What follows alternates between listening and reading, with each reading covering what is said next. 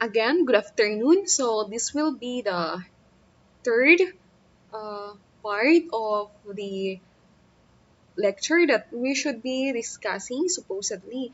So this time we'll be discussing the Cordillera Indigenous system. So we have here words to ponder. First is the term Ipugo. If we say Ipugo, it is referring to those peoples from the province of Ifugao or those who are from Ifugao. Another is the Alim Atudhud. Uh, if you are well versed with this Alimatudhud, this is a song that is being sung during special occasions or gatherings wherein they use this to entertain the community.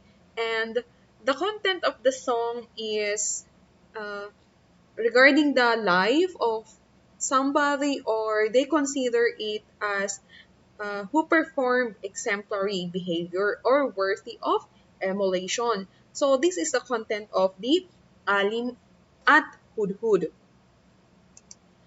So aside from the Alim at Hudhud, we also have here the Paniyo or the Paniyaw. Paniyaw from the other localities or from the other municipalities. If we say Paniyo, it refers to any of the act that is being prohibited or contrary to the accepted norms of the society. Example is theft, no? Another is the bodong. If we say bodong, it is the Kalinga's practices of binding together in the form of an agreement and friendship. That is for the bodong. Another is the pagta. If we say pagta, it refers to the terms of agreement of the Kalingas with sub-tribes, which is binding to all those covered by the agreement.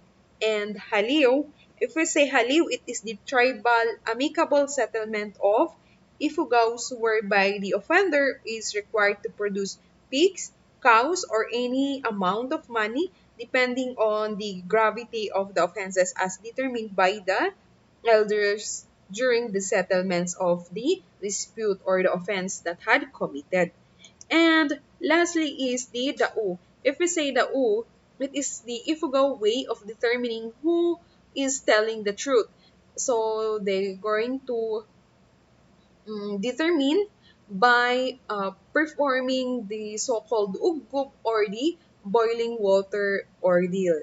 So that is all regarding to the related words in the Cordillera Indigenous system. So we will focus on the sources of Ifugao laws. We have here the two sources of Ifugao laws. First is the taboo, which is we call that as panio, or as we have said a while ago, it is contrary on the accepted norm. Example is a pregnant woman may not wear a string of beads since the beads form a closed circle and it may indicate or signify, or there's a tendency that her body will close also, or will stop from childbirth. Ganon. So that is taboo. Or in science, we call that as uh, uh, or in Ifugao, yes, that is the panio or taboo. But we also have the particular term for science. And another here is the customary or the tradition. It pertains to property or the inheritance, the water rights, wedding, wake of the family or relatives, and to a great extent, family law and procedures. So those are the sources of the Ifugao laws.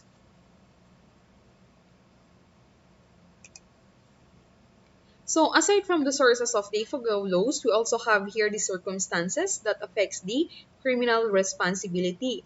First is the alienship. So if in case the culprit or the offender is a foreign from the village, then it is an aggravating circumstances if especially if they have found him or her in flagrante delicto.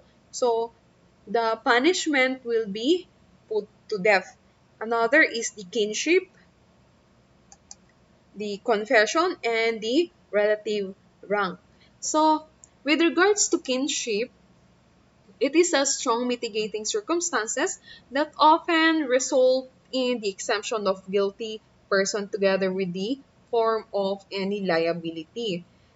It is the same with the confession that before they move or before they are going to do the action or perform the offense, then uh, and if in case if in case they confess before they move or before taken the action or inflict the punishment, then inflict the offense, then the punishment alleviates a person from any liability. But there is an exception, especially in the cases of murder. And lastly is the relative rank of the offender and the offended. So there's also a the imposition of fine is dependent on the rank and the social status of the individual or the involved party. So those are the circumstances that affects criminal responsibilities. Another here is the two forms of punishment. First is the death penalty and second is the fine or haliw. Aside from the two forms of punishments, we also have here the major offenses in Ifugao. Ifugao customary laws. So first is we have here the sorcery. We also have the adultery or bigamy, theft, murder, kidnapping, manslaughter, rape, arson, and incest. So these are the major offenses. So maybe you're wondering, why is it that only few? And why is it that there's no such as uh, attempted? No, there's no such as stages. So if you're wondering that, um, during the olden times, these are the only offenses or the only crimes that are being committed. Wala pa noon ang mm, robbery, mga ganon. So, it is only identified as theft. So, hindi pa uso noon ang robbery, hindi pa nila na-identify or na-classify if it is robbery or theft, ganon. So, these are the only offenses or crimes that is being committed before. Aside from the major, we also have here the minor offenses, which includes the insult, slander, and the false accusations. So, moving further, we have here the penal customary laws, which is the Ifugaos has no tribunals to sentence and no government to execute. The Ifugao has no general law, and that law is a life must be paid by a life. So in short, it has something to do with the mm, uh, with that a tooth for a tooth and eye for an eye. So ganon, it has something to do with that also. And with the public opinion, custom or both justify the taking of life in punishment. The following crimes we have here the sorcery, murder, and the persistent and refusal to pay a debt when there is liability to pay. So adultery discovered in flagrante and theft is by one of the foreign or district.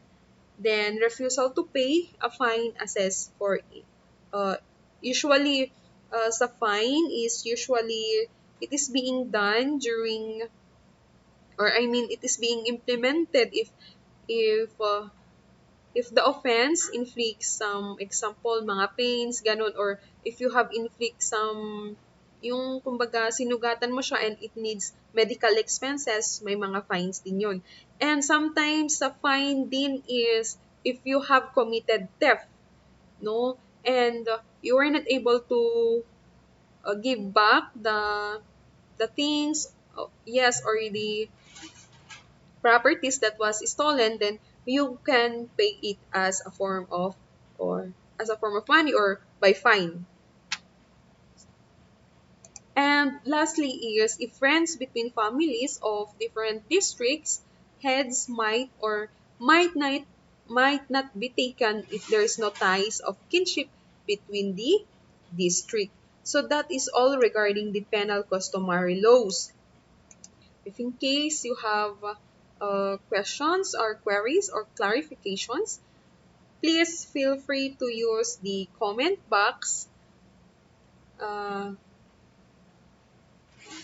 for you to express or for you to uh, raise your questions or clarifications. Thank you and have a